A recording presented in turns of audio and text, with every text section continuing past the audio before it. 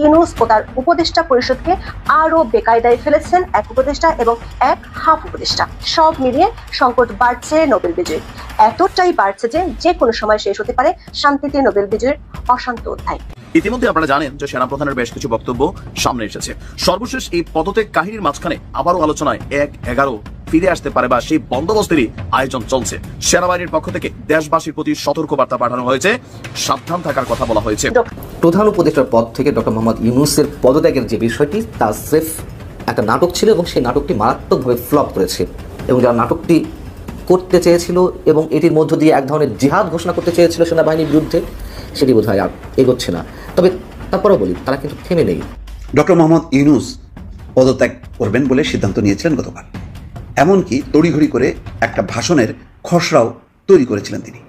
কি ছিল সেই খসড়ায়, কি বলতেন তিনি, বেশ কিছু বিষয় তিনি উল্লেখ করে। দর্শক মন্ডলী, আসসালামু আলাইকুম রহমতুল্লাহ। আশা করি সবাই ভালো এবং সুস্থ আছেন। স্বাগত জানাচ্ছি আমাদের আরও একটি নতুন ভিডিওতে। সুপ্রিয় দর্শক মন্ডলী, ভিডিওর থাম্বনেল, টাইটেল ও ভিডিওর কিছু অংশ বিশেষ দেখে আপনারা ইতিমধ্যে ধারণা করতে পারছেন যে আজকের ভিডিওটি কতটা গুরুত্বপূর্ণ। সুপ্রিয় দর্শক মন্ডলী, ভিডিওর থাম্বনেল, টাইটেল ও ভিডিওর কিছু অংশ বিশেষ আপনারা ইতিমধ্যে দেখেছেন। সেই অংশ বিশেষগুলোর বিস্তারিত আলোচনা দেখলে আপনারা রীতিমতো অবাক হয়ে যাবেন। আসুন আমরা সেই অংশবিশেষগুলোর বিস্তারিত আলোচনা দেখে আসি। তার আগে আপনাদের প্রতি ছোট্ট একটা রিকোয়েস্ট, যারা আমার চ্যানেলে নতুন, চ্যানেলটি সাবস্ক্রাইব করে লাইক কমেন্ট শেয়ার করে সাথে থাকুন। আসুন কথা না বাড়িয়ে সেই সম্পূর্ণ ভিডিওটা দেখে আসি। গণমাধ্যমগুলোর খবরে ডক্টর ইউনূসের এক বিশেষ সহকারের বরাত দিয়ে বলা হয়েছে তিনি থাকছেন, পদত্যাগ করছেন না। তারপরও আমরা এমন প্রশ্ন কেন করছি? সরকার একাধিক দায়িত্বশীল সূত্র বলছে, সেনা দরবারের বক্তব্য প্রকাশের পর যে পরিস্থিতি তৈরি হয়েছে তা সামাল দেওয়ার দায়িত্ব পড়েছিল সরকার সমর্থিত কিংস পার্টি এনসিপির উপর। দলটির নেতারা গত 1.5 দিনে রাজনৈতিক দলগুলোর সাহায্য চেয়েও পায়নি। একে একে তাদের কাছ থেকে মুখ ফিরিয়ে নিয়েছে প্রায় সব রাজনৈতিক দলই। এমনকি বিএনপিও বলে দিয়েছে ডক্টর ইউনূস থাকবেন না চলে যাবেন, এটা তার একান্ত ব্যক্তিগত পছন্দ। এমন অবস্থায় 23 মে ডক্টর ইউনূসের পক্ষে শোডাউনের পরিকল্পনা থেকেও সরে আসতে হয়েছে এনসিপি নেতাদের। উল্টো পরিস্থিতি নিয়ে বক্তব্য দিয়ে ডক্টর ইউনূস ও তার উপদেষ্টা পরিষদকে আরো বেকায়দায় ফেলেছেন এক উপদেষ্টা এবং এক হাফ উপদেষ্টা। আবার সেনাবাহিনীর সাথে সমঝোতার জন্য যে ব্যবস্থা নিতে হবে সেটি নিলে বিপাকে পড়বেন ডক্টর ইউনূস। সব মিলিয়ে সংকট বাড়ছে নোবেল বিজয়ীর, এতটাই বাড়ছে যে যে কোনো সময় শেষ হতে পারে শান্তিতে নোবেল বিজয়ীর অশান্ত অধ্যায়। আর যদি থাকতে চান তাহলে ঘোষণা করতে হবে নির্বাচনের দিনক্ষণ। সূত্রগুলো বলছে যেটি হোক শিগগিরই তিনি জাতির উদ্দেশ্যে ভাষণে তা জানাবেন। গত বছর 8ই আগস্ট অন্তর্বর্তী সরকার যখন দেশ পরিচালনার দায়িত্ব নেয় তখন ঘূর্ণাক্ষরেও কেউ ভাবতে পারেননি 9.5 মাসের মাথায় তাদের সঙ্গে সেনাবাহিনী ও রাজনৈতিক দলগুলোর দূরত্ব আকাশ সমান হয়ে যাবে। 21 মে সেনা কর্মকর্তাদের উদ্দেশ্যে দেওয়া সেনাপ্রধান জেনারেল ওয়াকারুজ্জামানের বক্তব্যে বোঝা গেল সশস্ত্র বাহিনীর সঙ্গে অন্তর্বর্তী সরকারের দূরত্ব বেড়েছে। সম্প্রতি কয়েকটি ইস্যুতে যাদেরকে শাসিয়েছেন তাদেরকে আবার ঐক্য করতে বলছেন। হাহা রিয়াক্টে সয়লাভ হয়ে যায় ফেসবুকের দুনিয়াও। সূত্রগুলো বলছে এনসিপির কয়েকজন নেতা ছুটে যায় কয়েকটি রাজনৈতিক দলের কাছে, কিন্তু ইশাকের মেয়র হওয়ার ইস্যু নিয়ে 22 মে সকালে বিএনপির মুন্ডুপাত করেছিল দলটি। বিকেলে সাহায্য চায় বিএনপির কাছে। জামায়াত ইসলামী, হেফাজত ইসলাম সহ কয়েকটি রাজনৈতিক দলের নেতাদের সঙ্গে বৈঠক করে এনসিপি। 22 মে রাতে ইসলামী আন্দোলন বাংলাদেশ, গণ অধিকার পরিষদ, জাতীয় নাগরিক পার্টি সহ 5টি দল জরুরি বৈঠক করে। বৈঠক শেষে তারা হতাশ করে এনসিপিকে। জামাত একটি সর্বদলীয় বৈঠক ডাকতে বলেছিল। এনসিপির লক্ষ্য ছিল 23 মে জুমার নামাজের পর ডক্টর ইউনূসের সমর্থনে একটা বিশাল শোডাউন করবে, কিন্তু ডাক শুনে কেউ না আসায় একলা চলা নীতি থেকে সরে আসে দল। কারণ 2 দিন আগে নির্বাচন কমিশনের সামনে শোডাউন করতে গিয়ে লোক জড়ো করতে না পারে হাস্যরসের জন্ম দেয় দলটি। 22 মে রাতটি জাতীয় নাগরিক পার্টির নেতাদের জন্য এক বড় বিষাদময় ও কঠিন রাত ছিল, সেটি স্বীকার করে পোস্ট দেন দলটির এক নেত্রী। দলটির জ্যেষ্ঠ যুগ্ম সদস্য সচিব ডক্টর তাসলিম যারা পোস্টে লেখেন, জুলাই বিপ্লবের পর গত রাতটি ছিল সবচেয়ে কঠিন রাত। দর্শক, 22 মে সন্ধ্যা থেকে সরকারের পক্ষ থেকে বিএনপির সাথে বেশ কয়েকবার যোগাযোগ করা হয়, অথচ ইশরাক ইস্যুতে 4 দিন ধরে প্রধান উপদেষ্টার সঙ্গে কথা বলার চেষ্টা করেও ব্যর্থ হন বিএনপি নেতারা। পরে দলটি সংবাদ সম্মেলন করেছিল, তাও বিএনপি 2 জন উপদেষ্টার ফোন পেয়ে ইশরাকের কর্মসূচি স্থগিতের সিদ্ধান্ত নেয়। কিন্তু 23 মে দুপুরের পর থেকে নাটকীয় কিছু ঘটতে থাকে। বন ও পরিবেশ উপদেষ্টা দুপুরে সাংবাদিকদের জানান শুধু নির্বাচন দেওয়ার জন্য তারা দায়িত্ব নেননি। এরপরে বিএনপির পক্ষ থেকে সেনাবাহিনীর সাথে 2 দফা যোগাযোগের চেষ্টা করা হয়, কিন্তু সেনাবাহিনী কোনো রাজনৈতিক দলের সাথে কথা বলবে না বলে জানিয়ে দেয়। তারা যেটা বলার সেটি দরবারের বক্তব্যে উঠে এসেছে। বিএনপির সিনিয়র নেতারা বুঝে ফেলেন সেনাবাহিনীর বার্তা। এরপর বিবিসিকে সাক্ষাৎকার দেন দলটির স্থায়ী কমিটির সদস্য সালাউদ্দিন আহমেদ। তার মতে প্রধান উপদেষ্টার পদত্যাগের ভাবনাকে তার আবেগের বিষয় হিসেবে বর্ণনা করছে বিএনপি। সালাউদ্দিন আহমেদ বিবিসি বাংলাকে বলেছেন, রাষ্ট্র পরিচালনায় আবেগ সৃষ্টি করার কিছু নেই। তারা মনে করছেন যখন নির্বাচনের সুনির্দিষ্ট রোড ম্যাপ দাবি করা হচ্ছে তখন এ ধরনের আবেগের কথা বলা হচ্ছে।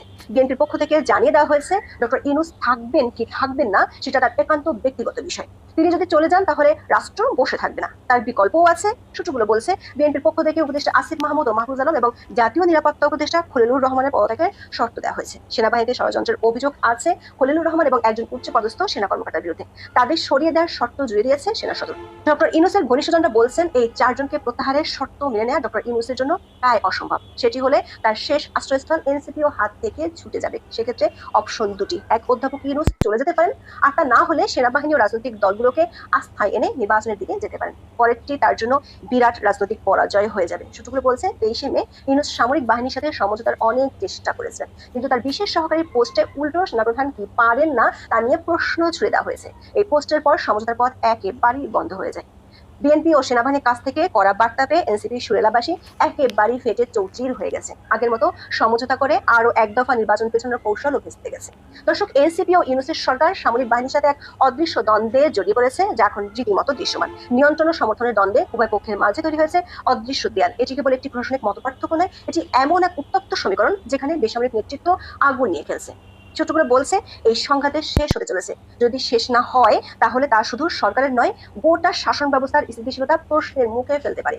অতীত বলছে সেনাবাহিনীর সাথে বিরোধ তৈরি হলে সরকার কখনো জয়ী হয় না, বরং হারায় গণতন্ত্র, নিরাপত্তা ও স্বপ্নের পথরেখা। সামরিক শক্তি আগুন, আর আগুন যখন নিজেই নিজের দিকে ফিরে তাকায় তখন রাষ্ট্র শুধু পড়ে না, ধসেও পড়ে। সে ধস ঠেকাতে হলে ইউনূসকে ঘোষণা করতে হবে নির্বাচনের দিনক্ষণ।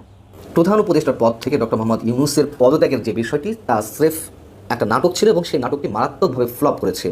এখনও পর্যন্ত অধিকাংশ রাজনৈতিক দল এবং রাজনৈতিক বিশ্লেষক সহ সাধারণ মানুষের অধিকাংশেরই এমনটাই ধারণা, এবং ভাবা হয়েছিল যে এই নাটক করে বেশ ভালো কিছু করা যাবে, লাভবান হওয়া যাবে, এবং এমন একটি গুঞ্জন ছড়িয়ে দিতে পারলে সবাই এসে ডক্টর মোহাম্মদ ইউনূসকে ঘিরে ধরবে, বলবেন যে না না না, আপনাকে যেতে দেবো না আমরা, যেভাবে হোক আপনাকে থাকতে হবে, আপনিই আমাদের সর্বসেরা অভিভাবক। কিন্তু বাস্তবে আসলে তেমনটি দেখা গেল না। এবং এগুলো আমার কথা নয়, এগুলো অধিকাংশ রাজনৈতিক দল এবং বিশ্লেষকদের যে মন্তব্য তার মধ্যে দিয়ে এমনটাই ফুটে ওঠে। কিন্তু উদ্দেশ্য আসলে কী ছিল? বিষয়টি যতটা এখনও পর্যন্ত যতটা জানা যাচ্ছে যে ডক্টর মোহাম্মদ ইউনূস তার অনুগত বা তার নিয়োগকর্তা ছাত্রদের ডেকে তিনি বললেন যে তোমরা এমন করছো কেন, এমন করলে তো আমি থাকবো না, আমি পদত্যাগ করবো, অভিমানের সঙ্গে সম্ভবত বলছিলেন। সেটিকে ক্যাশ করলো এনসিপি, জাতীয় নাগরিক পার্টি, এবং রীতিমতো আন্তর্জাতিক গণমাধ্যম বিবিসি বাংলাতে সাক্ষাৎকারে নাহিদ ইসলাম সেটি বলে ফেললেন। উদ্দেশ্য ছিল তিনটি। একটি হচ্ছে এটি করে একটি বিশেষ মহলকে উত্তেজিত করে সেনাবাহিনীর বিরুদ্ধে উস্কানি দিয়ে মোটামুটি সেনাবাহিনীকে একটা নাস্তানো অবস্থায় নিয়ে যাওয়া। দ্বিতীয়ত, চরম একটি বিশৃঙ্খল পরিবেশ তৈরি করে যে মূল উদ্দেশ্য একটি মহলের নির্বাচনকে দীর্ঘায়িত করা, এবং সরকারের যা কিছু ব্যর্থতা সেইগুলোকে একটু আড়াল করার চেষ্টা করা। কিছুই কি হয়েছে? আমরা কিছু সিমটম দেখেছি যে যারা এগুলো করছিল তাদের যারা সহযোদ্ধা তারা সেনাবাহিনীর বিরুদ্ধে হুঙ্কার দিতে লাগলো, নানান ধরনের উস্কানিগুলো বক্তব্য দিতে লাগলো, এমনকি সরকারের মধ্য থেকে কেউ কেউ এই কাজটি করতে লাগলো।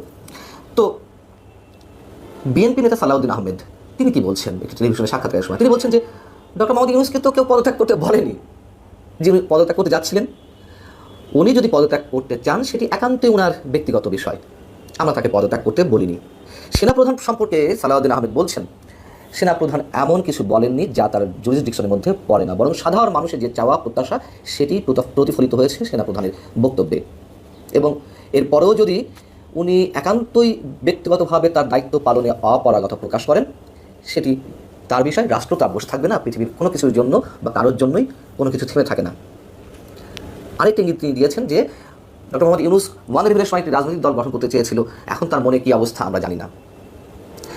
বিবিসিকে বিএনপির কোনো নেতা বলছেন নির্বাচনে সুনির্দিষ্ট রোডম্যাপ ও 3 জন উপদেষ্টার পদত্যাগের যে দাবি ছিল তাদের, সেই ভাবনা থেকে বা এই ভাবনাগুলো আড়ালে নেওয়ার জন্য, বিতর্কগুলো এড়ানোর জন্য এমন একটি নাটক করা হয়েছে।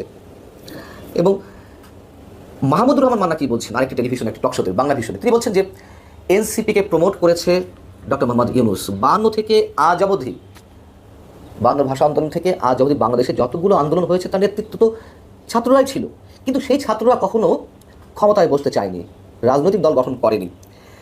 রাজনৈতিক দল গঠন করলেও তারা ক্ষমতায় যাওয়ার জন্য অতটা উদ্গ্রীব হয়ে ওঠেনি। কিন্তু 24-এর আন্দোলনের ছাত্ররাই তারা যে টার্গেট নিল ক্ষমতায় যাওয়ার, সেটিকে উৎসাহিত করেছেন ডক্টর মোহাম্মদ ইউনূস।